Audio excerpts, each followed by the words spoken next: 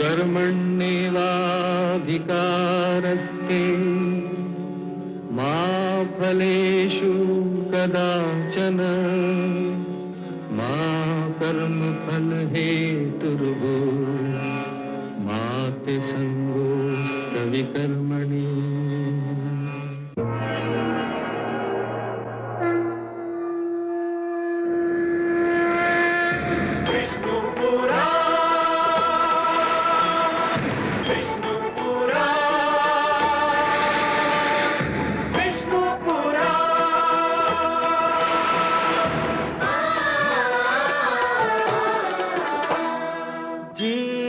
ज्ञान ब्रह्म ज्ञान अथ श्री विष्णु पुराण ओम की कथा महान जय श्री विष्णु पुराण विष्णु पुराण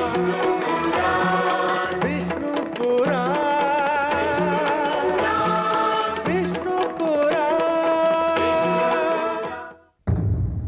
मैं माँ हूँ, धरती माँ। होनी अपने निर्णय समय से पहले नहीं सुनाती। जीवन में कोई मोड़ क्यों आता है ये तब तक ज्ञात नहीं होता जब तक कि उस मोड़ के आगे का मार्ग ना दिखाई दे। श्री राम, जानकी और लक्ष्मण वहां पहुंचने वाले हैं जहां संसार की इस महान कथा का सबसे अनोखा मोड़ आएगा। वाल्मीकि का आश्रम जानकी के जीवन में क्या भूमिका निभाएगा ये अभी जानकी को भी नहीं पता, किंतु होनी उन्हें वहां ले आई है जहां एक अनुपम कथा जन्म लेगी।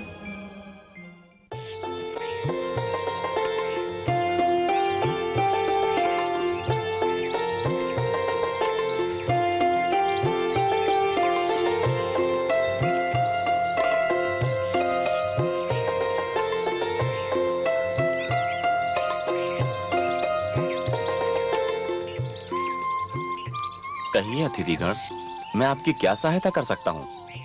कृपया ऋषि वाल्मीकि को सूचना दीजिए कि अयोध्या से राम, जानकी एवं लक्ष्मण उनके दर्शन करना चाहते हैं। जो आज्ञा।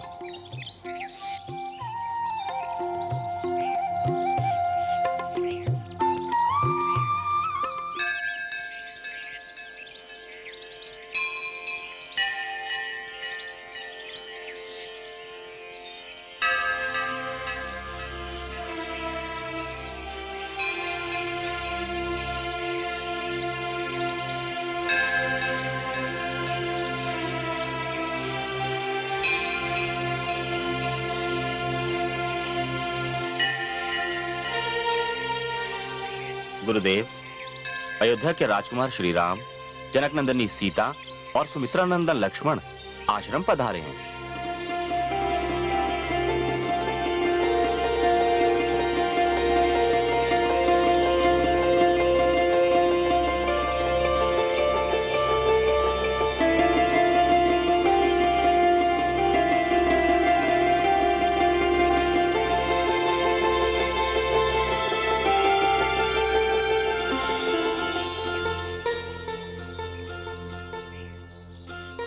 हे साधक, हे संत विचारक, हे आदि कवि वाल्मीकि, मुझे अपने चरण स्पर्श करने का सौभाग्य दीजिए। नहीं मर्यादा पुरुषोत्तम, मैं तो कुख्यात दस्यु था, अपराधी था। लोग मेरा नाम सुनकर कांप उठते थे। मैं तो बहुत बुरा मानव हूं। यह तो उस ब्रह्म की कृपा है कि मैं उस अंधेरे से बाहर निकल आया। फिर भी मैं स्वयं को इस योग्य नहीं समझता कि मेरे चरण स्पर्श किए जाएं। हे ऋषि श्रेष्ठ, जिस प्रकार एक वृक्ष का बीज जब धरती के ऊपर रहता है तो उतना सुंदर और सुडौल दिखाई नहीं देता, किंतु जब वही बीज धरती की कोख में समाकर एक वृक्ष बनकर उभरता है तो समस्त संसार के लिए हरे पत्ते, सुगंधित पुष्प एवं स्वादिष्ट फलों का कोश बन जाता है। उसी प्रकार जब आप घोर तपस्या और ज्ञान में डूबकर उभरे तो सारे संतों और महान कवियों के आदर्श बन चुके। जो व्यक्ति अपने कर्म से महान कहलाता है, उसकी महानता की कोई सीमा नहीं होती ऋषिवर।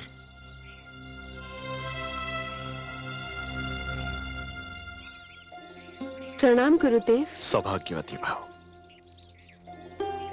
तुम्हें देखकर मेरे मन में जो भावना उठ रही है, मैं उसका वर्णन नहीं कर सकता। न जाने क्यों मेरा मन कर रहा है कि मैं तुम्हें पुत्री कहकर पुकारूं। केवल पुकारिए नहीं ऋषिवर, पुत्री समझिए भी। चिरंजीवी भाव, भले समय पर आए आप लोग। मैं आपके बाल्यकाल से जीवन का चरित्र चित्रण कर रहा हूं और मेरी ये प्रबल इच्छा थी कि उसका अवलोकन उसी के हाथों हो जिसका ये चरित्र चित्रण है। और मेरा ये सौभाग्य है कि आज ये अवसर मेरे हाथ आ गया। देव भाषा का इतना बड़ा विद्वान, इतना बड़ा ज्ञाता, एक साधारण शिष्य से अवलोकन के लिए कह रहा है। मैं आपका स्थान जानता हूं। आपके कुलगुरु वशिष्ठ मुझे बता चुके हैं कि आप साहित्य, कला एवं संस्कृति के असाधारण ज्ञाता एवं विद्वान हैं। अवलोकन तो आप ही को करना होगा। आइए विश्राम कीजिए।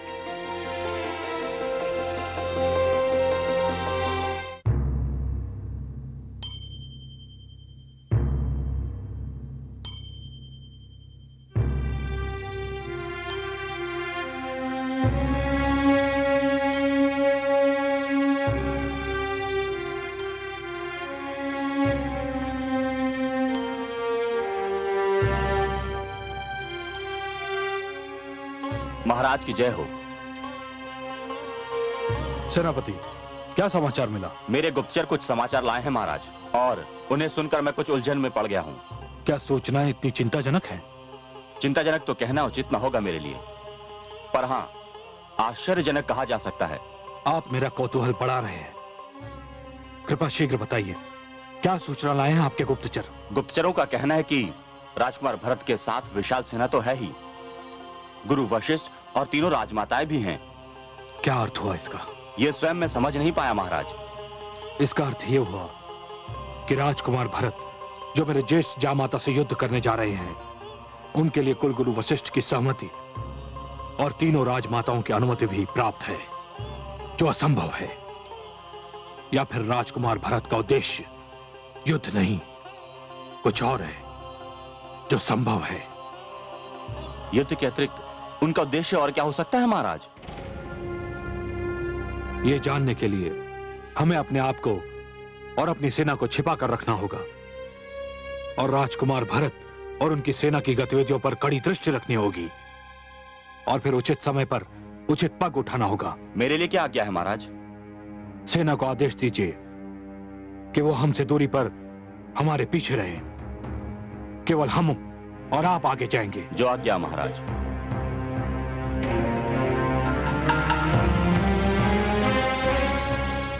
मेरी राजदुलारी सीता न जाने वन के कष्टों को कैसे झेल रही होगी।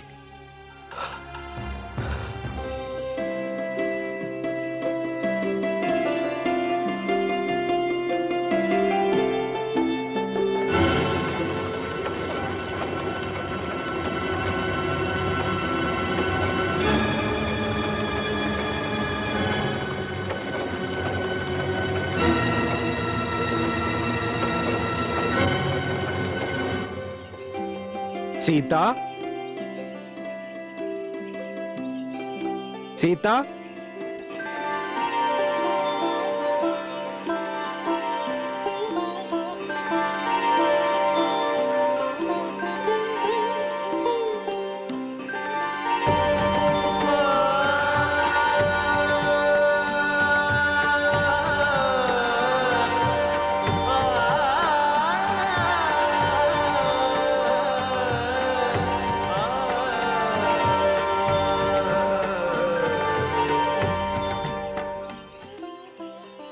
सोच में पड़ गए स्वामी।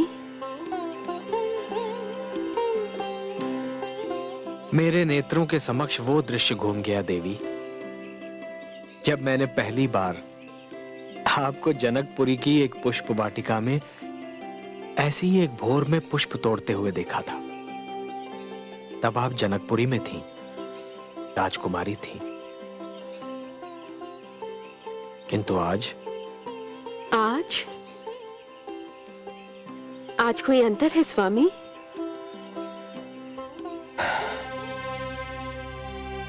भौर भी वैसी ही है, पुष्प भी वैसे ही है, किंतु आप जनकपुरी में नहीं है, एक उजाड़ वन में है। और आप राजकुमारी नहीं है देवी, एक वन से दूसरे वन भ्रमण करती दुखियारी है। जहां मेरे राम है वही मेरी अयोध्या, वही मेरी जनकपुरी। और आपने मुझे दुखियारी कैसे समझ लिया? जिस नारी को सोते जागते, उठते बैठते, चलते फिरते, हर क्षण हर पल अपने स्वामी का साथ प्राप्त हो, वो नारी दुखियारी कैसे हो सकती है? वो तो सबसे सौभाग्यशाली नारी है। और यदि वो दुखियारी है तो इस संसार की हर नारी दुखियारी होने को अपना सौभाग्य समझेगी।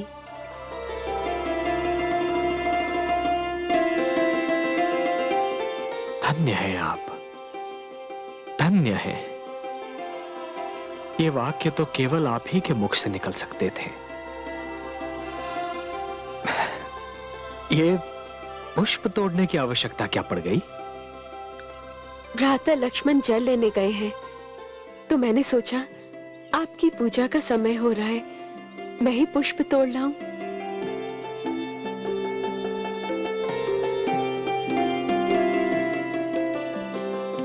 सत्य स्वामी, आपका ये तपस्वी वेश आप पर इतना भव्य लगता है कि राजकीय वेश भी इसकी तुलना में तुच्छ लगता है। सीता, तभी तो मुझे वो जनकपुरी की वाटिका का दृश्य स्मरण हो आया। भ्राताश्री, भ्राताश्री, क्या हुआ अनुज? भ्राताश्री, भ्राता भरत विशाल सेना लेकर हम पर आक्रमण करने के उद्देश्य से इसी ओर बढ़े चले आ रहे हैं।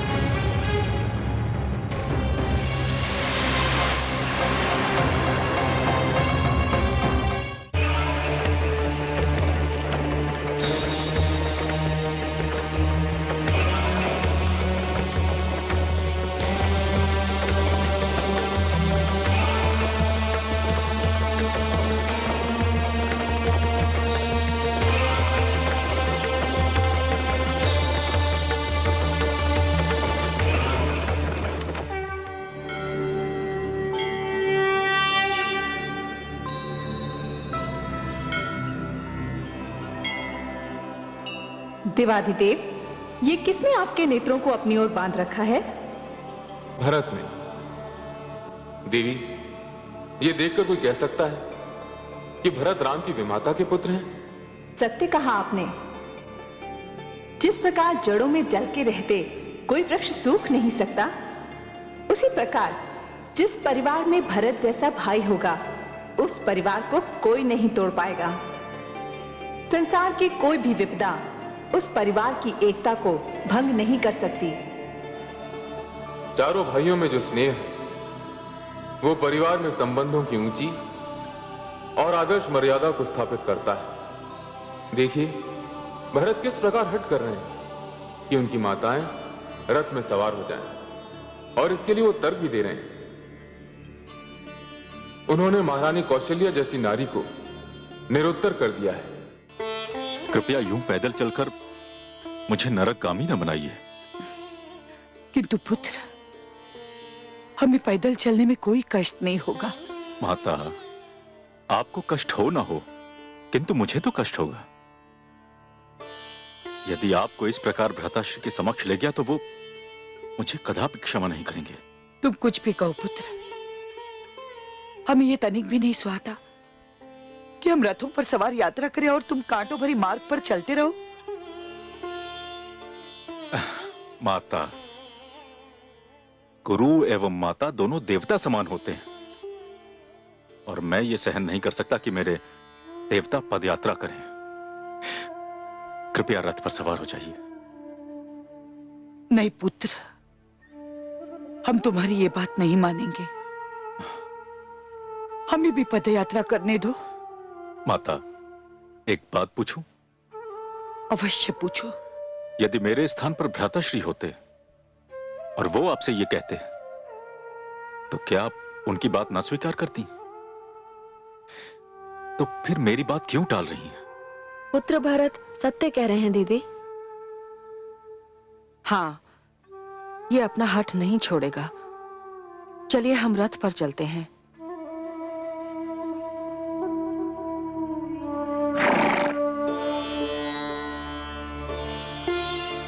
अनुज। जी भ्राताश्री। अब तुम भी रथ पर जाओ। नहीं भ्राताश्री, मैं आपके पीछे पीछे चलूंगा। अनुज, तुम्हें कष्ट होगा तो मुझे दुख होगा, मान लो मेरी बात। भ्राताश्री, आप अपनी साधना पूरी कर रहे हैं, पर आप मुझे अपनी साधना पूरी करने से वंचित कर रहे हैं। मैं कुछ समझा नहीं। भ्राताश्री राम के पदचिन्हों पर चलना आपकी साधना है, और आपके पदचिन्हों पर चलना मेरी साधना है। अनुज,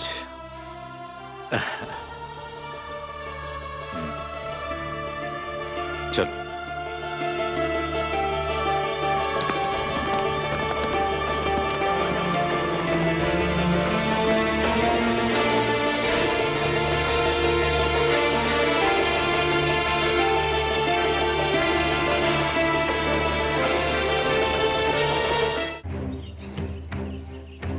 भ्राताश्री, मुझे आज्ञा दीजिए कि मैं भ्राताश्री भरत के राजमत, सत्तामत और अहंकार को चकनाचूर कर दूं।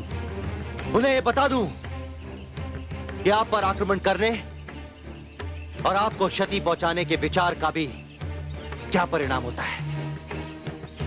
वास्तविकता जाने बिना कोई निर्णय कर लेना वैसा ही होता है अनुज, जैसे घटा के छाने पर दिन को रात्रि समझ लेना। अंधकार सूर्य को निगल सकता है, आंधी एक पर्वत को उड़ाकर ले जा सकती है, पृथ्वी अपना धैर्य खो सकती है, किंतु राजमद और सत्ता के मद में मेरा अनुज भरत भ्रातृ प्रेम को भूल जाए, असंभव है अनुज, यह असंभव है। यदि इस पृथ्वी पर भरत का जन्म न हुआ होता तो न्याय और धर्म की व्यवस्था बनाना संभव ही न होता। तुम्हें कोई भ्रम हुआ है अनुज, अवश्य ही भ्रम हुआ है तुम्हें। भ्राताश्री, पहले मुझे भी विश्वास नहीं हुआ, किंतु यदि भ्राता भरत के मन में खोट नहीं होता तो वो अकेले ही आते ना। शत्रुघ्न को साथ लाने का क्या अर्थ है? अनुज, भारत और शत्रुघ्न में वही संबंध है जो तुम में और मुझ में है। एक काया तो दूसरा छाया। यदि लक्ष्मण राम के संस्कारों की प्रतिमूर्ति है तो शत्रुघ्न भी भरत के संस्कारों से परिपूर्ण है। क्या यह संभव है कि अमृत के वृक्ष से विष का फल फूटे? क्या यह संभव है कि लक्ष्मण जैसे पुत्र को जन्म देने वाली माता सुमित्रा एक ऐसे पुत्र को जन्म दे जिसमें लक्ष्मण के गुण ही न हो?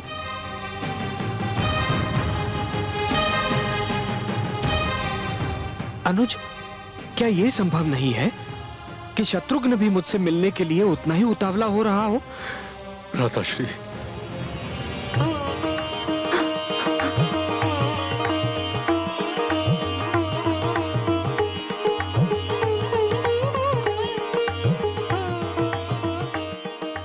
भ्राताश्री, भरत, भ्राताश्री,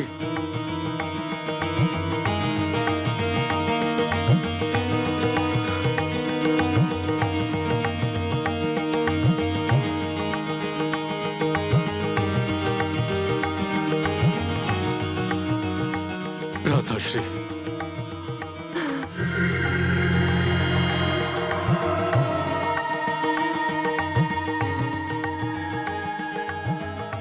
जय श्री राम राम राम। भ्राताश्री, जय श्री राम। भ्राताश्री, भारत, भ्राताश्री, भ्राताश्री,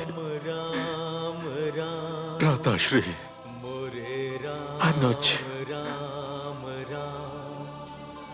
भ्राताश्री, श्री राम। जय श्री राम। भारत, महारानी कैकेयी, जय श्री राम। भारत के अश्वों ने तुम्हारे सारे पाप धो दिए। भ्राताश्री, तुमने मुझे भरत जैसा पुत्र दिया।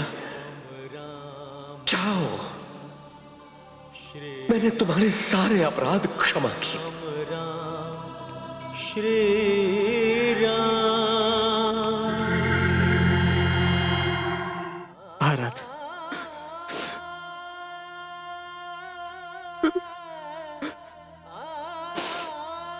भारत,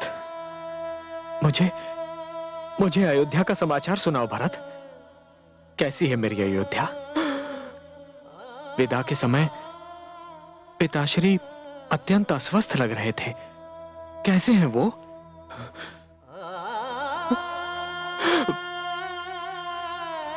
भ्राताश्री, पिताश्री स्वस्थ एवं अस्वस्थ होने के जंजाल से मुक्त हो गए।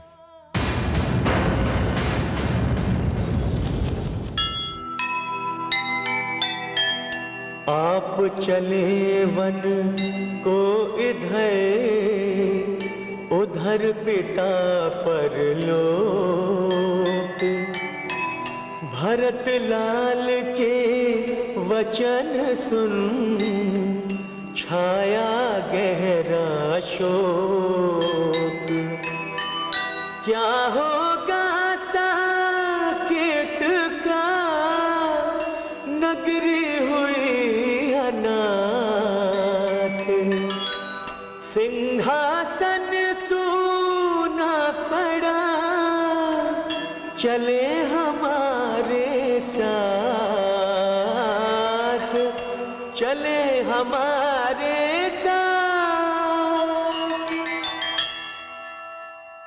जीव ज्ञान ब्रह्म ज्ञान अथ श्री विष्णु पुराण।